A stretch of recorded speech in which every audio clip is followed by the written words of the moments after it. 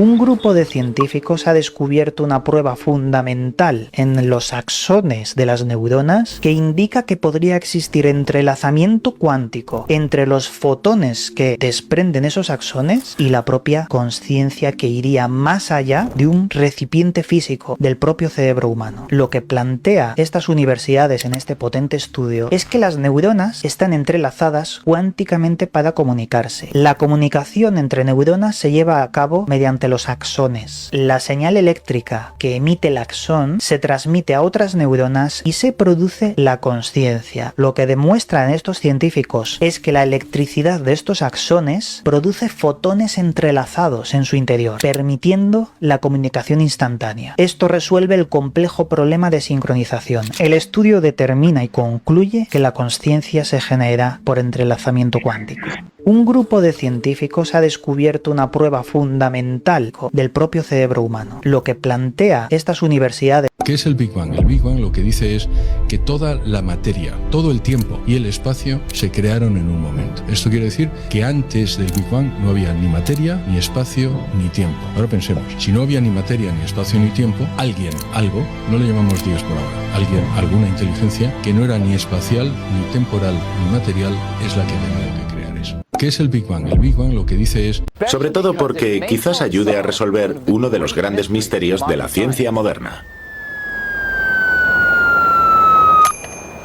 Se trata de la gravedad.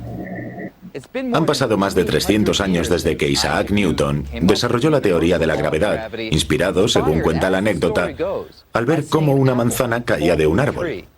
Hoy en día parece evidente que la gravedad es una fuerza muy poderosa.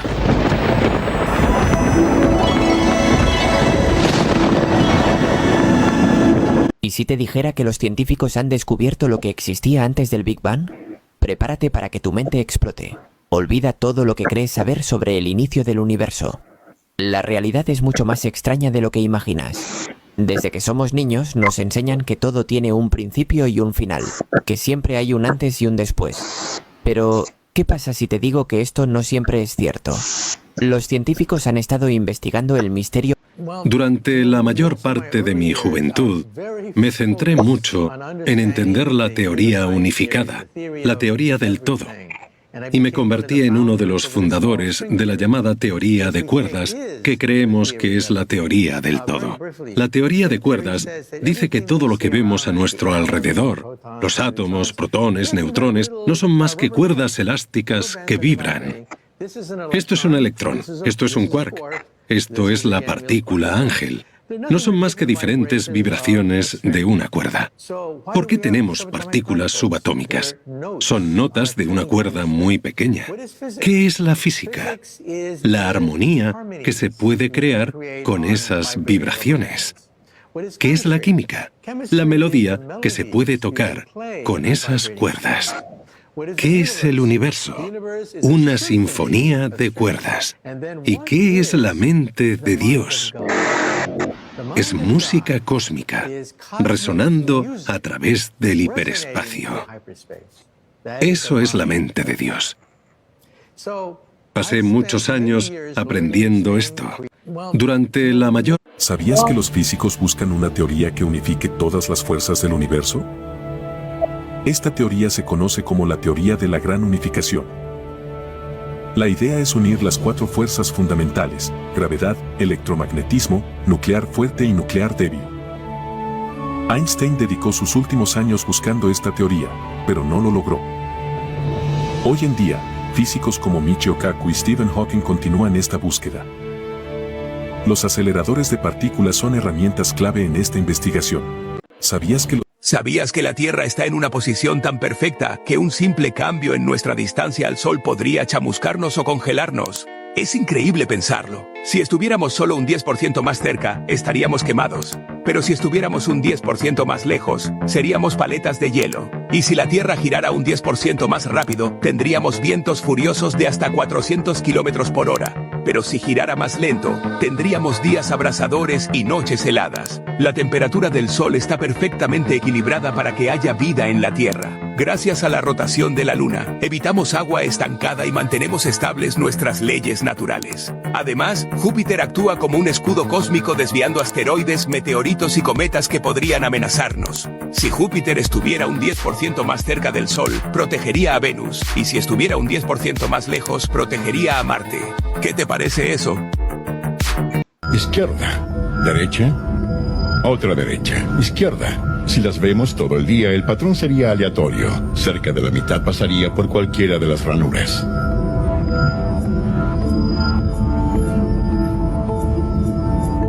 Esperen un momento. ¿En dónde están las ondas? ¿En dónde está el patrón de interferencia de Young? Aquí es donde comienza lo raro. No puedo explicarles lo que están a punto de ver. Y eso es porque todavía nadie en la Tierra lo entiende. Y si no pueden vivir con eso, no serán felices con lo que viene después. En la escala más pequeña que alguna vez se descubrió, el universo cuántico, el mismo acto de observación cambia la realidad. Bueno, fotones, sigan viniendo. Y esta vez prometemos no ver. No van a creer esto, pero podemos cambiar el patrón en la pared lejana, simplemente con no ver por cuál de las ranuras pasan. Sé que suena a locura, pero en cada prueba que realizamos, el resultado depende de si el experimento se observa o no. Hay aproximadamente 100 billones. Eso es como 100 millones de conexiones en la corteza cerebral. Eso es 100 veces más conexiones dentro de usted que todas las galaxias del universo visible. Estamos solo al inicio de un gran viaje de exploración. Así como los biólogos tuvieron éxito en hacer el mapa del genoma humano, neurocientíficos intentan hacer el mapa mucho más complejo y único a cada uno de nosotros. Se llama nuestro conectoma. Si pudiéramos realmente conocer el conectoma de otra persona, el diagrama de cableado particular de todos sus recuerdos, pensamientos, temores, sueños, ¿cómo nos trataríamos entre nosotros? ¿Podríamos sanar al cerebro de sus incontables tormentos y liberar a todos los Giovanni del mundo? ¿Podríamos enviar uno de nuestros conectomas en una futura sonda interestelar? ¿O alguna vez esperar recibir uno de un ser de otro mundo?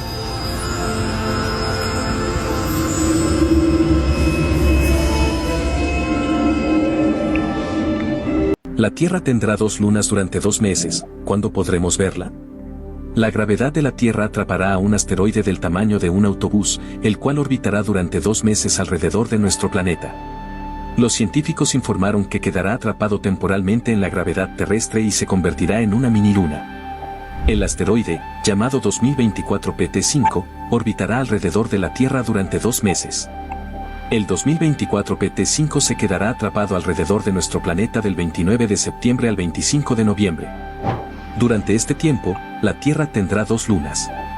El asteroide 2024 PT5 fue descubierto el pasado 7 de agosto por el Sistema de Alerta de Impacto Atlas en Sudáfrica. Tiene un tamaño de 10 a 11 metros de diámetro, similar al de un autobús. Desafortunadamente, la miniluna no podrá ser observada a simple vista, ya que es demasiado pequeña para verla a simple vista. ¿Qué es la realidad? ¿Existe solo una? ¿O existen varias realidades paralelas a la vez? Al respecto, Arvin Schrödinger creó un experimento mental muy interesante. El gato de Schrödinger. Un gato está encerrado dentro de una caja de acero, en la que hay una cantidad mínima de una sustancia radiactiva, un contador Geiger, un vial de veneno y un martillo. Apenas se desintegre un átomo radioactivo dentro de la caja de acero, el contador Geiger soltará el martillo, este romperá el vial de veneno y el gato morirá. Sin embargo, a razón de las propiedades ondulatorias del mundo cuántico, el átomo se desintegra y se mantiene, hasta que nuestra observación determina su estado definitivo. Hasta que no lo veamos, no sabremos si el gato está muerto o si está vivo. Estamos hablando de dos estados superpuestos. El atributo muerto y el vivo coexisten en el microcosmos en simultáneo. Pero, ¿qué ocurriría si la simultaneidad de la vida y de la muerte también tuviera lugar en el mundo del macrocosmos? Paradoja número 5. El movimiento no existe. La paradoja de la dicotomía de Zenón de Elea es una de las paradojas matemáticas más antiguas y fascinantes. Este filósofo griego, nacido en el año 490 a.C., se preguntaba si el movimiento realmente existe. Supongamos que queremos recorrer un camino. Antes de llegar al destino, debemos cruzar la mitad del trayecto. Luego, para cruzar esa mitad, debemos cruzar su propia mitad, y así sucesivamente. Si las matemáticas nos dicen que hay una cantidad infinita de divisiones posibles, ¿cómo es posible que lleguemos al destino? Matemáticamente hablando, el viaje nunca debería comenzar, ya que siempre hay una mitad que cruzar antes de llegar. Sin embargo, en la realidad, si llegamos al destino, lo que hace que esta paradoja sea aún más misteriosa. Algunos han intentado resolverla aceptando que la suma de infinitas mitades es igual a 1, pero esto no explica cómo llegamos al destino. Esta paradoja nos hace cuestionar si el tiempo y el espacio pueden ser divididos infinitamente, o si todo lo que percibimos es una ilusión. ¿Sabías que estamos al borde de un evento catastrófico que podría cambiar la vida en la Tierra tal como la conocemos? La mayoría de la gente cree que los polos magnéticos de la Tierra son fijos e inmutables. A través de sus cualquiera. El sistema estelar comparación. Albert Einstein dijo, no existe el azar ni la casualidad. Todo tiene su causalidad. Dios no juega a los dados, ¿no? Decía. Exacto. Dice, lo que nosotros llamamos casualidad o azar es la manera en que la energía, la causa, la conciencia cuántica universal, la conciencia primera, lo que llamamos Dios, actúa en el anonimato. Nosotros no nos damos cuenta. Uno de los aspectos en que elimina la casualidad es el sincronismo, la sincronicidad. Esta sincronicidad, hay una transferencia. Conciencia primera, lo que llamamos Dios, actúa en el anonimato. Nosotros no nos damos cuenta. Uno de los aspectos en que elimina la casualidad es el sincronismo, la sincronicidad. Esta sincronicidad, hay una transferencia de información, es el entrelazamiento cuántico entre cosas relacionadas. Y esto nos explica el que no hay casualidad, siempre hay una causalidad escondida, no comprendida, que no la entendemos. Albert Einstein dijo, no existe la... El misterio del entrelazamiento cuántico. El entrelazamiento cuántico es un fenómeno en el que dos partículas subatómicas se correlacionan de tal manera que la medición de una de ellas determina instantáneamente el estado de la otra, independientemente de la distancia que las separe. Esto significa que si dos partículas están entrelazadas, cualquier cambio que ocurra en una de ellas se reflejará instantáneamente en la otra, incluso si están separadas por años luz de distancia. La transmisión de información mediante el entrelazamiento cuántico se conoce como teletransportación cuántica. A pesar de que la medición de una partícula afecta al instante a la otra según la mecánica cuántica, no se está transmitiendo ninguna información más rápido que la luz, ya que no hay ninguna masa involucrada. Las partículas no se están comunicando, están en un estado en que una de sus partes depende de la otra, tales como la posición, momento angular y su spin. Esto a veces es difícil de entender, y no se descarta que haya otra capa de realidad que una todas las partículas del universo. ¿Universo de bolsillo, burbujas o mundos paralelos? Es posible que te sorprenda saber que hay una serie de explicaciones coherentes para los nuevos descubrimientos. Pero estas teorías no son necesariamente lo que a los científicos clásicos les gusta escuchar. Muchas de estas teorías provienen de la física cuántica y tienen sentido allí, pero no de acuerdo con las ecuaciones de campo de Einstein. Pero ¿podemos realmente aferrarnos a un conjunto de fórmulas de 100 años de antigüedad cuando hay pruebas reales de que estos fundamentos de nuestra física son tan incompletos como lo fue la teoría de la gravedad de Newton, por ejemplo? Consideremos teorías alternativas por un momento. Hay suficiente evidencia en el mundo cuántico de que el multiverso es más probable que un solo universo existente que tenga un principio y un final. Es mucho más probable que nuestro universo sea solo uno de muchos y que haya otras dimensiones en las que se apliquen reglas físicas básicas completamente diferentes. C. Roger Penrose encontró pruebas de que el universo es cíclico. Comienza a existir, existe, desaparece y luego vuelve a existir. Otras ideas sugieren que nuestro universo es solo una especie de burbuja en un universo mucho más grande. Si esto es cierto, tendríamos que llegar al borde de nuestra burbuja en algún momento y entonces comenzaría un nuevo espacio. Este puede ser el caso ahora. El universo de bolsillo, del que también hay buena evidencia, está diseñado de tal manera que hay diferentes parcelas dentro de un espacio, que son como bolsas cuyas salidas conducen a otras dimensiones. Seguro que alguna vez has escuchado alguna historia de alguien que dice que viene del futuro y cuenta cosas que van a suceder dentro de un tiempo. La pregunta es, ¿pueden ser reales estos supuestos viajeros temporales o son un simple engaño?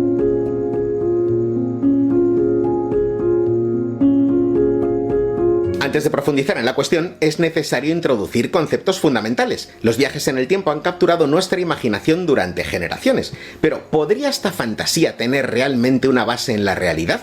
Para sacar conclusiones debemos sumergirnos en la ciencia detrás de esta posibilidad y qué dicen los expertos al respecto. Llevando el concepto a lo más básico, los viajes en el tiempo se definen como el acto de moverse entre distintos puntos en el tiempo, de manera análoga a cómo nos movemos en el espacio. Puedes pensar en ti mismo como un viajero en el tiempo en este momento. Te mueves desde el pasado hasta el presente y hacia el futuro. Es importante entender que hasta la fecha no existen casos probados de viajes temporales en el sentido que solemos imaginar. Esto es, viajar hacia atrás en el tiempo de manera perceptible para el humano. Las afirmaciones de quienes dicen haberlo logrado suelen desacreditarse ante la falta de evidencia científica sólida. Hay quienes argumentan que los viajes en el tiempo están plagados de paradojas y problemas lógicos. Por ejemplo, si una persona viajara al pasado y cambiara un evento, esto podría dar lugar a la llamada paradoja del abuelo, donde, en teoría, uno podría evitar su propio nacimiento. Así que antes de continuar, vamos a hablar de los dos posibles escenarios que contempla la ciencia para explicar los viajes en el tiempo. Hoy vamos a hablar de relatividad y de agujeros de gusano. ¿Alguna vez has oído hablar de la paradoja de los hermanos gemelos en relación con los viajes en el tiempo? Seguro que has oído hablar de ella alguna vez, pero deberías conocer todos los detalles. Es un fascinante experimento mental que pone a prueba nuestras nociones convencionales sobre el tiempo. Esta paradoja se basa en la teoría de la relatividad, que describe la relación entre el espacio y el tiempo. Albert Einstein estableció esta teoría en 1905 y a lo largo de todos estos años ha generado una gran cantidad de asombro.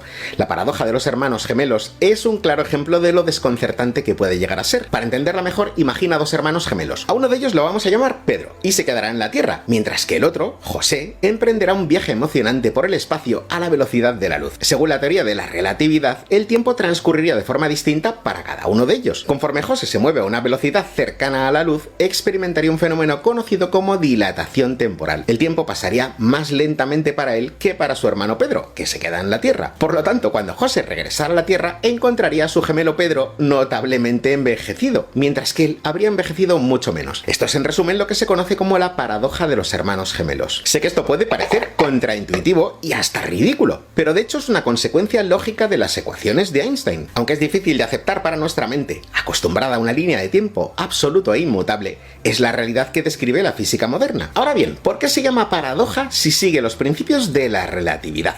Bueno, pues precisamente por eso. No es tanto una contradicción en los términos, sino más bien un desafío a nuestras suposiciones comunes sobre cómo funciona el universo. Nos obliga a reconsiderar y ampliar nuestra comprensión del espacio y el tiempo. Aunque la paradoja de los gemelos es solo un experimento teórico y no hemos sido todavía capaces de viajar a la velocidad de la luz para ponerlo a prueba, ha tenido importantes implicaciones prácticas. Ha influido en otros muchos campos de estudio, desde la física de partículas hasta la cosmología. Todos estos conceptos fundamentales que normalmente damos por sentados como el tiempo y el espacio pueden ser sorprendentemente maleables y complejos, así que la próxima vez que pienses en el tiempo, recuerda la experiencia de los hermanos gemelos y considera la posibilidad de que el tiempo no sea tan sencillo como parece. Sabemos desde hace años que el sueño de Elon Musk es convertir al planeta rojo en la Tierra 2.0, y si lo piensas, su plan, que hace unos años parecía totalmente descabellado, va tomando forma y cada vez está más cerca de poder lograrlo. Así que en este vídeo vamos a analizar el plan de SpaceX y te voy a contar en detalle cómo esta empresa quiere hacer posible el sueño de Elon Musk de convertirnos en una especie multiplanetaria.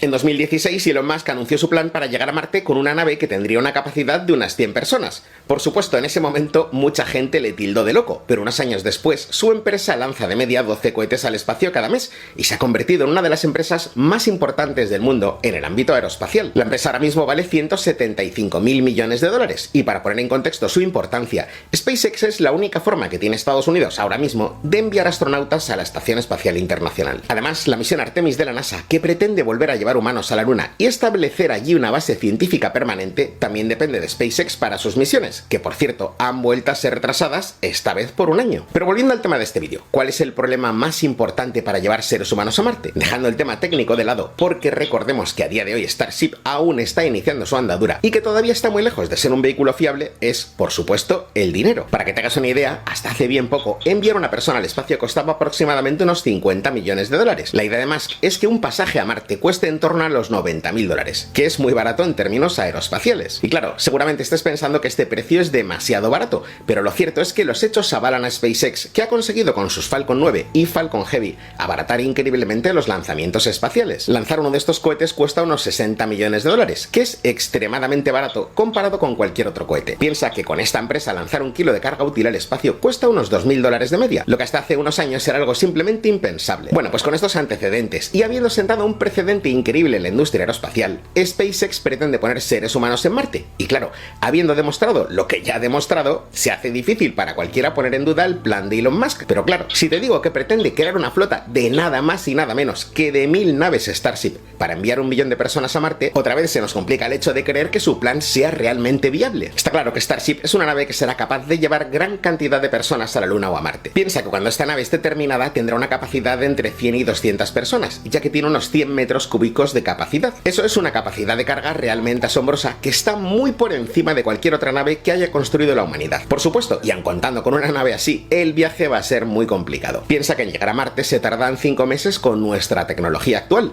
lo que representa un reto monumental para nosotros a día de hoy. Imagina cargar una nave con comida para tantas personas durante 5 meses, más todo el equipamiento necesario para establecer una primera colonia en Marte. Una misión completa a este planeta, incluyendo la ida, la vuelta y la estancia, duraría aproximadamente unos 26 meses en total. Y es que a Marte no podemos ir cuando queramos. Debido a la órbita del planeta, un viaje de estas características debe hacerse en un momento preciso que se conoce como ventana de lanzamiento. En estas ventanas de lanzamiento, que por cierto se producen cada 780 días, es cuando podemos lanzar una misión a Marte. Durante el resto del tiempo, el planeta rojo está demasiado lejos de la Tierra, lo que haría inviable una misión, ya que se necesitaría una carga de combustible muy grande para lograr llegar al planeta, además de que el tiempo necesario para lograrlo sería demasiado grande. Ahora imagina que SpaceX ha conseguido desarrollar completamente su Starship, que es 100% segura y que es capaz de realizar este viaje con total garantía y en un plazo de tiempo razonable a un coste viable. ¿Cuál es la idea que tiene Elon Musk en mente? ¿Qué pretende hacer una vez que lleguemos allí? Bueno, pues su idea, como no podía ser de otra forma, es súper ambiciosa.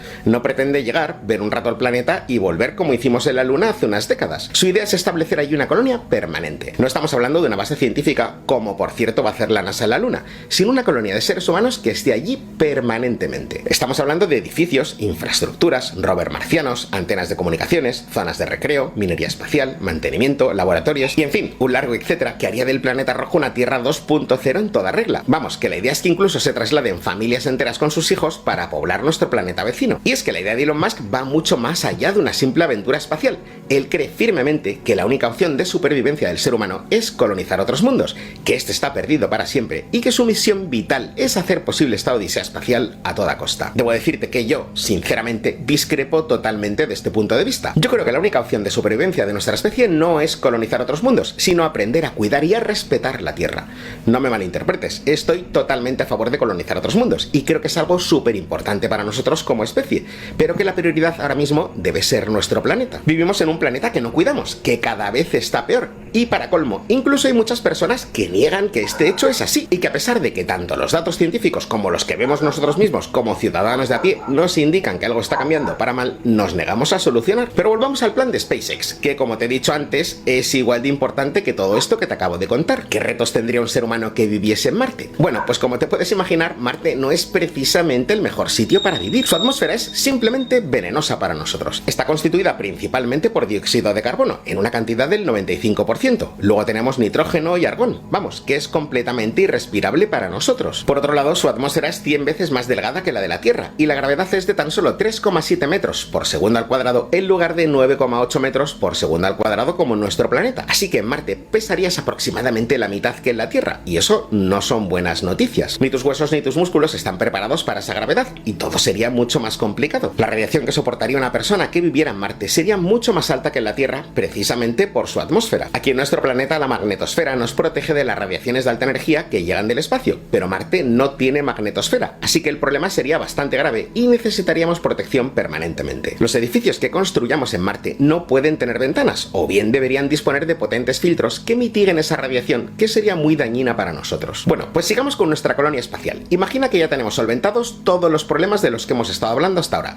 Tenemos nuestras naves haciendo viajes de ida y vuelta a la Tierra sin problemas, miles de personas habitando una colonia marciana con todo lo necesario para sobrevivir y trabajar allí, y que todo está yendo sobre ruedas. Bueno, pues ahora llega la pregunta clave: ¿qué hacemos en Marte? Si lo piensas, nuestro planeta vecino es poco más que una roca espacial gigante que flota en el espacio. No tiene vida, muy poca agua, no tiene atmósfera y no hay nada que hacer, así que realmente hay muy pocas opciones. Sin embargo, algunas son de lo más interesante, así que vamos a echarles un vistazo. Por un lado tenemos la propia misión en sí: establecer una base, hacerla habitable, aprender a conseguir los recursos energéticos necesarios para mantenerla, convertir el CO2 de la atmósfera en oxígeno respirable, conseguir extraer agua del planeta, hacer funcionar un sistema viable que nos permita generar combustible para las naves, aprender a cultivar en Marte para conseguir alimentos de forma independiente de la Tierra, y tener una base de operaciones marciana ya es por sí mismo un reto de dimensiones colosales. Ya solo con la ciencia y el desarrollo tecnológico que lograríamos, habríamos avanzado décadas en nuestro conocimiento, así que solo con lograr esto sería un hito colosal, pero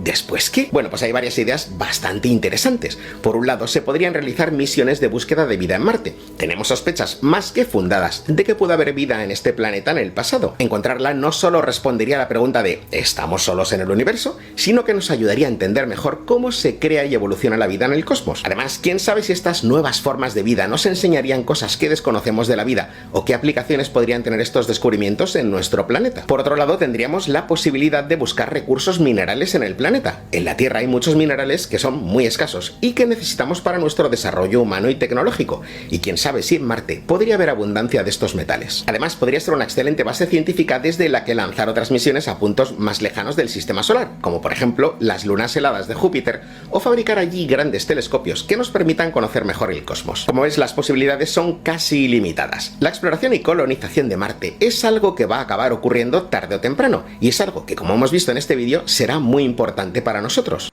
Sabemos de... La energía oscura se sabe que existe porque a principios del siglo XXI, esto fue hace muy poquito, relativamente, ¿no?, unos 20 años, se descubrió que el universo no solo es que crezca, sino que cada vez crece más y más rápido. Como si el velocímetro poco a poco está acelerando. La expansión del universo cada vez acelera más y más. Y lo que te dice la teoría sobre que el espacio cambie, la relatividad general, es que solo puede pasar eso por culpa de una sustancia que tenga un comportamiento muy raro. Es esta energía oscura. Hoy en día no se sabe qué es esa energía oscura. Y de hecho, ahí puede ser que esté uno de los misterios más grandes de toda la física. Que no entendemos bien qué es la energía oscura, conecta con que no entendemos bien muchas cosas de física de partículas. Que no entendemos bien en cosas como súper profundas de física. Y que ahí hay una revolución que está esperando y que seguramente cambiará todo lo que pensamos. Por ejemplo, estas son las cosas, ¿no?, que sabemos, las cosas que sabemos y que no sabemos del universo y que lo hacen tan apasionante. El misterio de las partículas elementales. Existen unas partículas subatómicas que componen todo el universo. Estas partículas, también conocidas como partículas elementales, son los bloques de construcción más básicos de la materia y la energía, y se dividen en dos categorías principales: fermiones y bosones. La pregunta de cómo surgieron las partículas elementales es un misterio que aún no se ha resuelto completamente. Según la teoría del Big Bang, el universo comenzó como una singularidad extremadamente caliente y densa, y luego se expandió rápidamente en un evento conocido como la inflación cósmica. Durante los primeros segundos después del Big Bang, se produjo una gran cantidad de partículas elementales en un estado de alta energía. Una de las teorías más importantes en la física de partículas es la idea de que las partículas elementales pueden surgir de la energía del vacío. Según esta teoría, la paradoja de Fermi es uno de los más grandes misterios del universo. Enrico Fermi fue el primero en planteárselo en 1950. Si hay tantas estrellas y planetas en el universo, algunos de ellos tendrán planetas habitables con vida inteligente. La vida inteligente es curiosa por naturaleza y se expande. Así que una civilización avanzada debería expandirse por la galaxia en unos millones de años, quizás hasta en solo 650.000 años, y ya tendríamos pruebas de su existencia. No hay pruebas que hayan llegado aquí, ni tampoco escuchamos señales de radio que indique que hay civilizaciones galácticas. Ese gran silencio nos intriga. ¿Dónde está todo el mundo? Hay muchas propuestas al respecto. Yo os he comentado varias veces mi hipótesis, pero hoy voy a comentar las últimas investigaciones de los científicos. La más fácil, según Michael Hart, es que no hay nadie más y punto. Otros, según el Astrophysical Journal, los asentamientos no son siempre sostenibles, y eso provoca que haya un punto que no se pueden expandir y se extingan. En varias simulaciones informáticas probando varias densidades de estrellas, civilizaciones y velocidad de las naves espaciales, ha dado como resultado que había instantes en la historia de la galaxia donde estaba rebosante de vida, seguida por periodos intermitentes, y otros momentos casi vacía. Nosotros podemos estar en uno de esos periodos, o ser una de las primeras civilizaciones en surgir en la galaxia. El tiempo y la gran distancia son factores clave. El sistema solar podría haber sido colonizado en el pasado. ¿De verdad hemos ido a la Luna o es todo un montaje? ¿Por qué? Ya sé que hay mucha gente que teme la inteligencia artificial. Ya sé que hay una discusión profunda. Hace poco leía escuchaba o lo leí en transcrito, un debate que han tenido el LeCun, uno de los del Deep Learning, con Harari, sobre si hay que detener el desarrollo de la inteligencia artificial o no. Uno diciendo que no hay que detenerlo, otro que sí. Grosso modo, o sea, luego podemos ir matizando, ¿no? Pero cuando tú me dices cuál es tu premisa o cuál es la primera proposición que tú me harías sobre esto, para mí la inteligencia artificial es una oportunidad única y extraordinaria para el progreso humano y para el desarrollo humano. Reflexión filosófica. Yo estoy deseando que la mente humana sea superada. Yo estoy deseando superar la mente humana.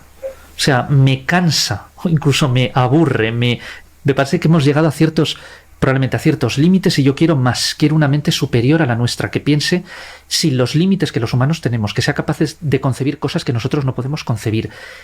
Por eso busco ansiosamente en la ciencia, en la filosofía, la inabarcabilidad del cerebro humano, y ahora dices que te sabe a poco.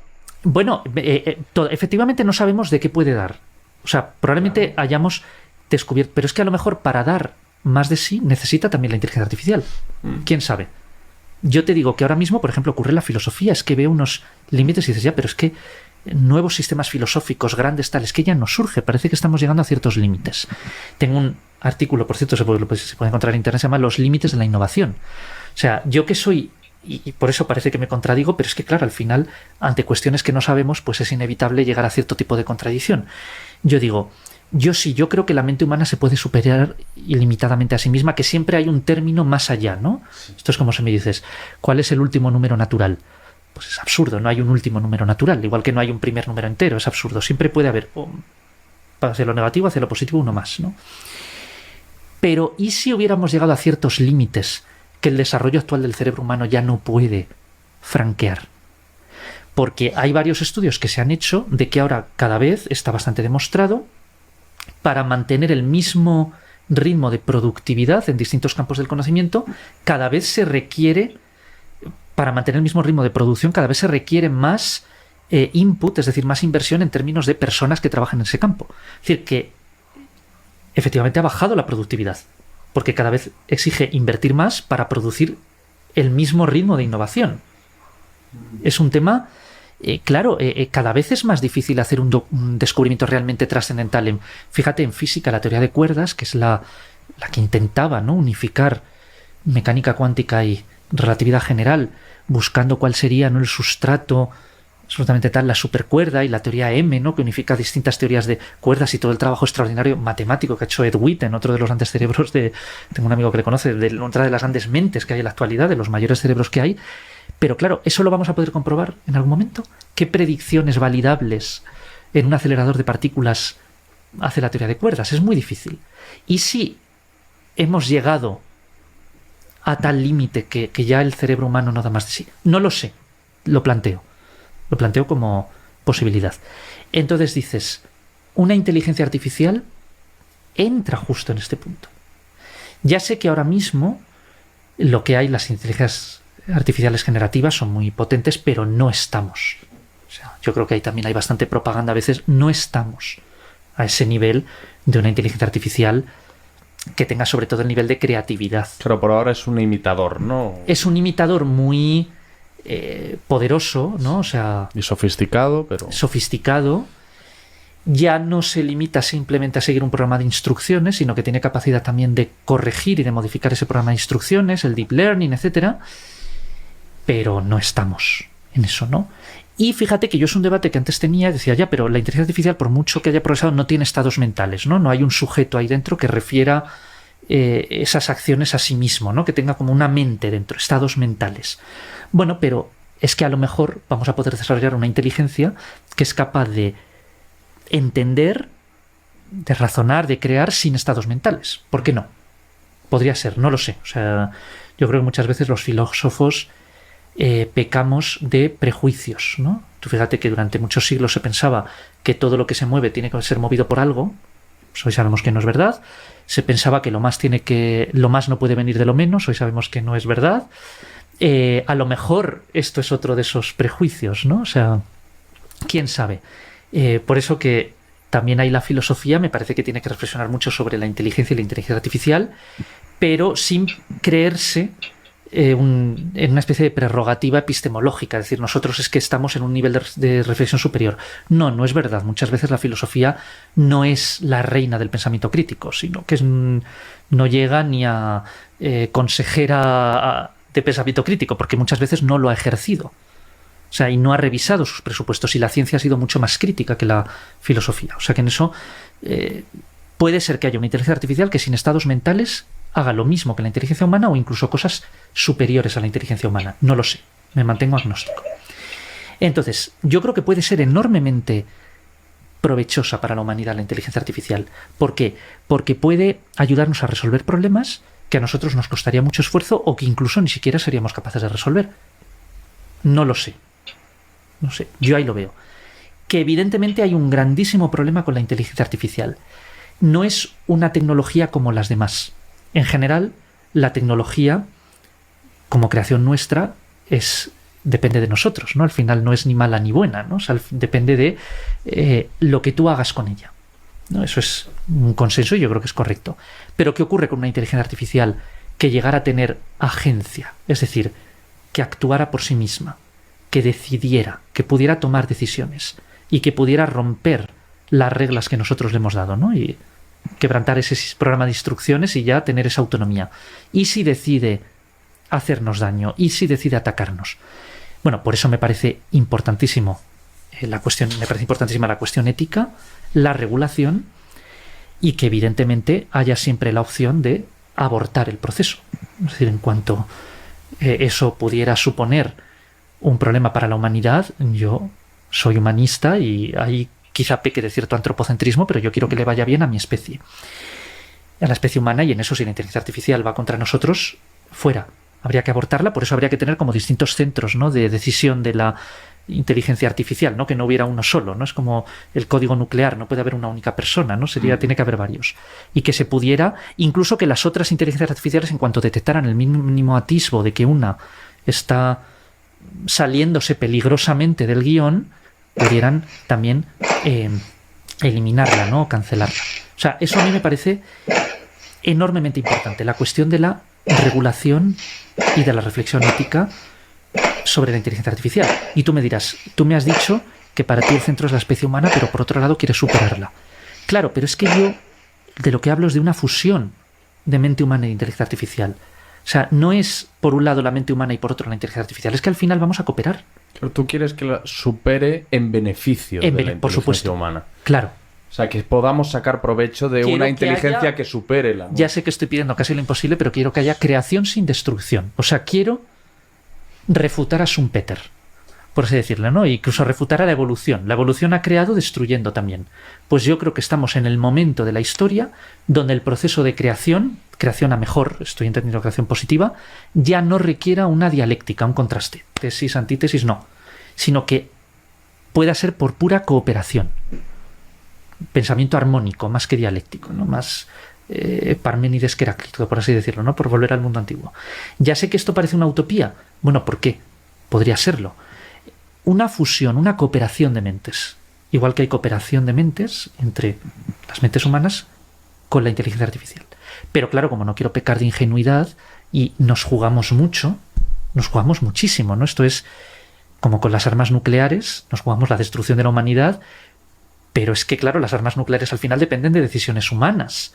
Pero es que aquí puede ser una inteligencia artificial que ella misma tome decisiones. Por eso insisto en que tiene que diseñarse y regularse de una manera muy eficiente, colegiada. Es decir, tenemos un enorme debate, pero en cómputo global yo no veo por qué tiene que ser negativo para la humanidad. Yo creo que puede abrirnos nuevas posibilidades y nuevos horizontes.